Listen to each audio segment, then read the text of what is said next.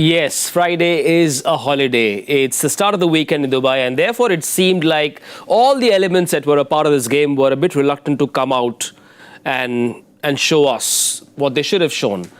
This innings has to go down as one of the weirdest that a lot of us have seen.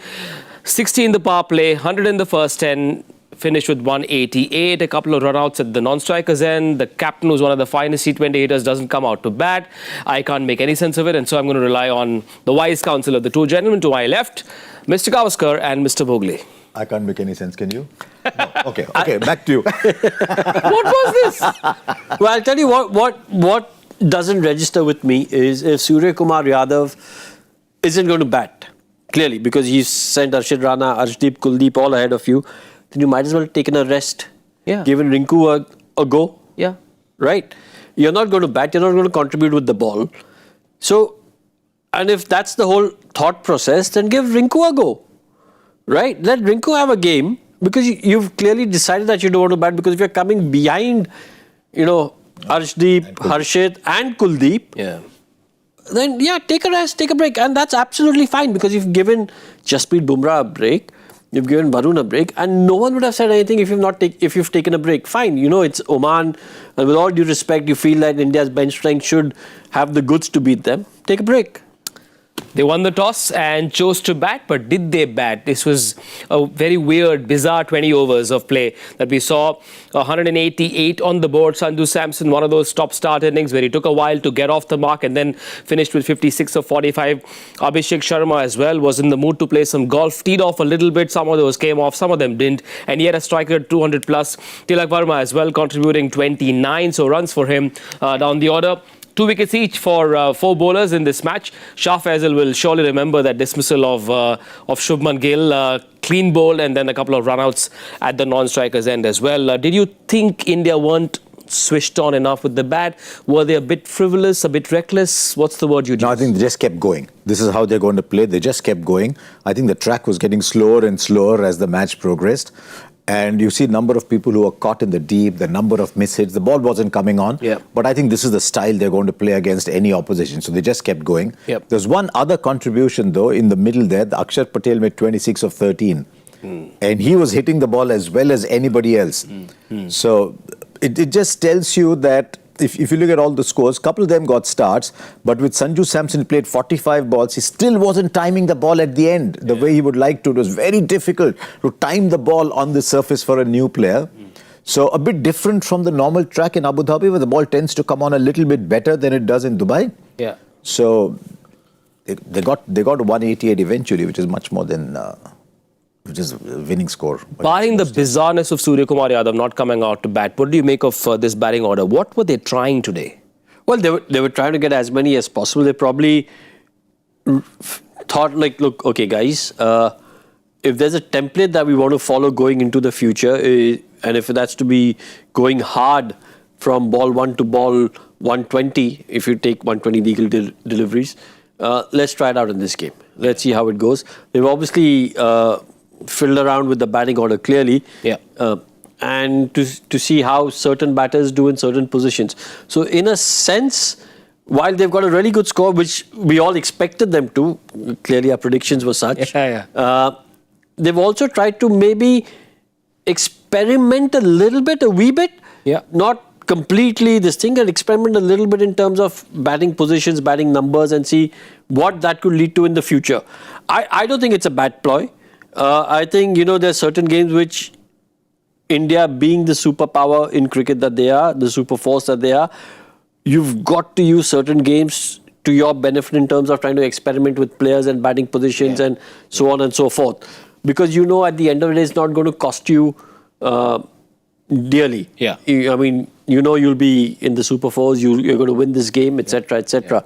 So it's not a bad idea to experiment. My only concern was if Suryakumar Yadav, honestly, if he's not going to bat, why play? Then no, just give yourself that break. Give yourself that break. It's great. It's great to get a break. It's great for your body, great for your mind. Give yourself a break and give someone like Rinku an opportunity. I mean, the guy has been performing for so many years. If anything, he deserves an opportunity, another opportunity. Tilak Verma at 7. But that was he won't be 7 again. Yeah. When the Super 4 start, he'll be back up. Sure. So they probably thought, look, Tilak has had, I don't think he's had a lot of batting behind him, but he had some batting behind him. Surya's had some batting behind him. So let's give Samson a little bit more. Sure. Let's give Hardik Pandya a little bit more. Let's give Akshar a little bit more. Because when they come back, this is and Shivam Dubey, that is going to be 5, 6, 7, 8. So the idea was, let's give them a little bit more batting. They would have liked a nice, easier surface to bat on. Yeah. But I think that was the idea. So they said, okay, till 6. I thought Surya would come in at number 8. Yeah. To some extent, I can say, okay, they want to check out Harshit Rana. Yeah. But with 10 balls left, I thought he should have come. No, but Anyway, even with Harsha, we were talking about this. he's not going, yeah. Harshit's not going to be playing in the coming matches because you'll get Varun and Jasprit back. Right. So he's not going to, you're not going to, Yeah. you don't need to test him to see what he can do in case there's a collapse or in case you need your number 8, 9 to bat. Yeah. He's not going to be there in the 11. True. Nor is Arshdeep. Yeah.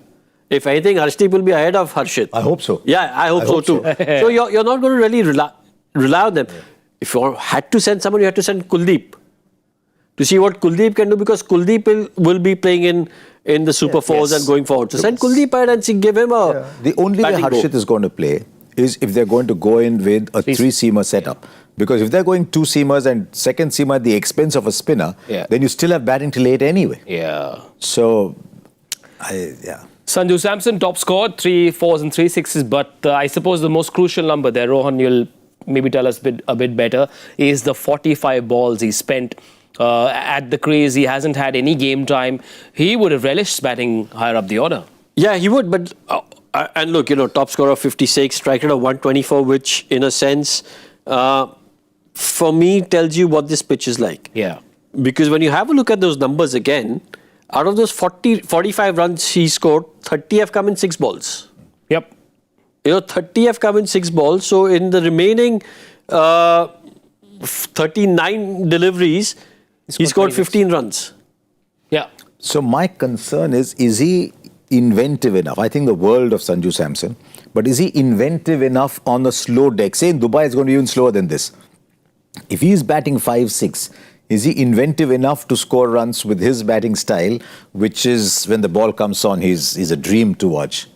That is why I thought if Sanju is not batting up, then I thought they'd play Jitesh down. But the message that's going out clearly is, Sanju, you've played really well. We're not going to let you go. Yeah. Just because you're changing openers doesn't mean we're going to chuck you aside. Yeah. So this is a show of faith in him. So from that point of view, it's good that he got this large opportunity. But in Dubai, if anything, it'll be even slower than this. So I don't think he was in right till the end. I also think those numbers that we've seen would have been different if this was not Oman. Because sometimes when you come against a lower opposition, as a high quality batter, there's a tendency to say, okay, listen, I want to try and just hit 4s and 6s. Yeah. Now, if this was a team on this pitch, if he had played 45 deliveries like he did, he probably would have scored a bit more. Sure. Because there would have been as many dot balls. There would have been balls where you say, okay, listen, I've got to give the bowler respect. Yep. I'm not going to try and bash everything that comes. Yep. I'm going to try and look for 1s and 2s also. Yeah. Nudge it around. And when the bad ball prints out, you take those 3 4s, you take those 3 6s, 30. And instead of the 39 not dots, but 6 out of 39, 15 out of 39, that would have probably been 25 out of 39. So you probably would have scored more. But because sometimes when you play against a lower level opposition, as a batter, as a high quality batter, there tendency to see, okay, let me just try and bash it around, see how many 4s I can hit, how many 6s I can hit. And that happens across all levels. Yeah. If you're playing first class cricket and you go down to play club cricket, you're trying to hit as many 4s and 6s. If you're, so it's not just at this level, across all levels. We all know, the world knows that he's mighty dangerous when the ball's coming on nicely, when you offer him a bit of pace. Is this innings perhaps a lesson for the other teams watching, that maybe pace off is the way to perhaps reduce the damage that Sanju Samson can do? Well, no, I don't think this innings per se, because all teams, everyone across the world would have enough footage, enough data on Sanju Samson. Yeah. And like I said, you're not going to judge and you're not going to form a strategy against Sanju on an innings against Oman. Sure. So what you're going to think about is, okay, if this was a better opposition, like I said, he probably would have batted differently. You would have, as a team, as someone in the opposition, you would have enough data analysis, video footage, sitting there and figuring out what needs to be done against Sanju, not based on this innings. The one thing I will hand to him, though, is he wasn't just protecting his wicket and nudging ones or twos and hanging. He was still playing the shots. He was still trying to play the shots. It wasn't as if he was saying, I'm going to come not out, you guys do what you want. Yeah. So in fairness, that wasn't what we saw. There's one man who's living in the fast lane. 32 of his 38 came off 4s and 6s, 5 4s and 2 6s for Abhishek Sharma. A strike rate upwards of 200. He seems to enjoy living life on the edge. And even when the ball was not coming on, he was still going through with the shot. Yeah. The good thing was he's going through and he was clearing the infield. Yeah. When he connects, he's going to hit sixes on any ground anyway. But he was still going through. You found at least 3 or 4 of those shots. He had not timed them as well as you expect from Abhishek. Yeah. But he was clearing the boundary, clearing the infield. So he was still getting his runs. But on that track, 38 of 15. I mean, he maxed the power play. Is he a golfer masquerading as a top order T20 batter?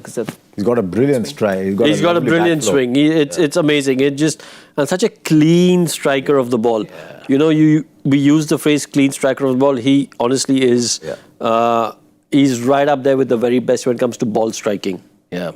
Now, bowling card, Oman, 2 wickets each for 3 bowlers, 2 run-outs at the non-strikers end. But the other number that will perhaps pinch them at the end of this game is the number of extras. If only they'd been a little bit more disciplined, not too bad the number of dot balls either. No, not too bad. And I'm glad we started putting the number of dot balls in the bowling figures because that tells you a lot. For example, straight away you're seeing of the 24 balls that Shah Faisal bowled, he's bowled 15 dots. 44 dot balls in all total today. Yeah, which is par. Between a sort of 40 to 43, 44 tends to happen in most games. But 15 of his 24 were dot balls and 12 of those were in the power play. 12 of the 24 balls that he bowled. So I thought he did really well. But he was just the right kind of pace for this this track. On a Bangalore pitch, for example, he would have gone for 45-50. Yeah. With the same. I've brought this stat up earlier on this show. In a T20 game, an average of between 85 to 90 deliveries are either dots or singles. Okay. So it basically boils down to 30 deliveries in which you hit your boundaries and sixes. Yeah. And that's what decides how much you're going to score. But on an average, and this is a stat which is across IPL, the Big Bash, the ILT20, the Syed Mushtaq Ali, so it's not just a small sample size, but over the last 2-3 years, it's close to 90 deliveries on an average, which are either dots or single in a T20 game. I mean, if you do the arithmetic further, let's say 30, let's say 12 sixes and 18 fours in those 30 boundary hits. 12 sixes are 72, 18 fours are 72, that's 144 runs there. If you say 40 to 45 dot balls is par and you get singles of the other 50, you've still got 190 runs. It's a lot, Yeah. But against a team like India, 44 dot balls is still It's not bad at all. a start on the sleeve, right? Yeah, it's not For bad a at bowling all. group like this, which with very little experience, also wickets that you can talk about as well.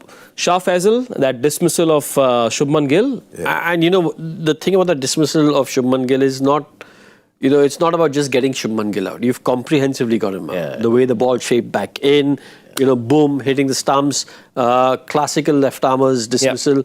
And kudos to him. It's what we spoke about. He'll be talking about this delivery for years to come. People will be talking about this delivery in maybe not in the same manner as you speak about Balwinder Singh Sandhu's delivery. Yeah, of course. Right? Yeah. But you speak about that one delivery in Oman and his teammates and he himself will be talking about this delivery, saying like, wow, do you remember that? I just got a perfect release, shaped back in late. Yeah. So, wonderful moment for him. And that celebration told you how much it meant to him, right? It would. Why not? Yeah. I mean, don't forget, there's also been a lot of turmoil in Oman cricket. I don't know if Shah Faisal would have made the full strength side if everybody was available there. Yeah.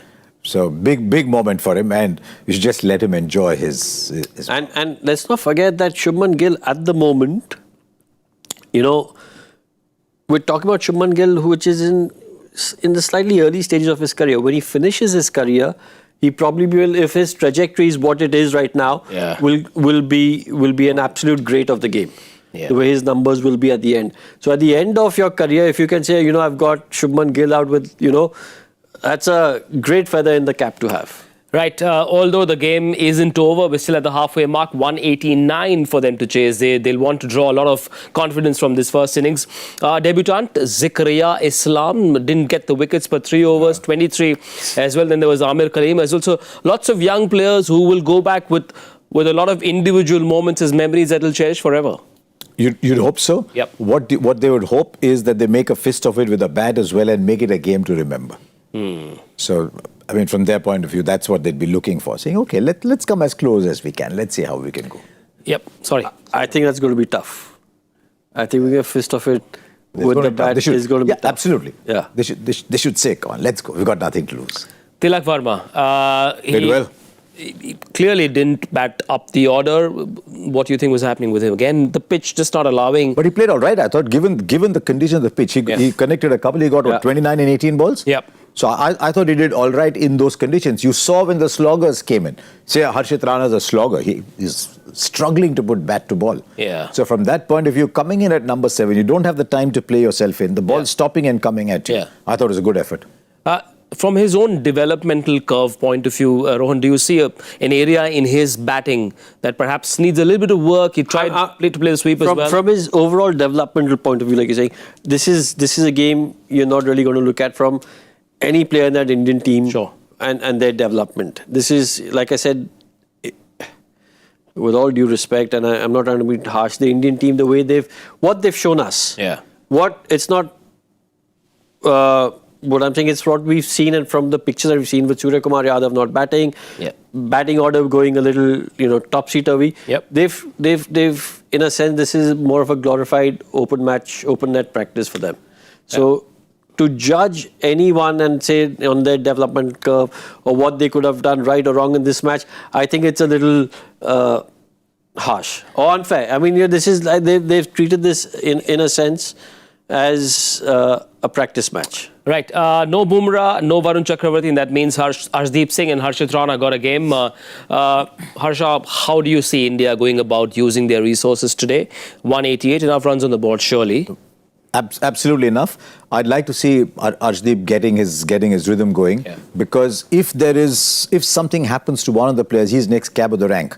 So you want to look at him very closely. It's an opportunity to look at Harshit Rana as well, to see how he modifies his game. He bowls a decent slower ball.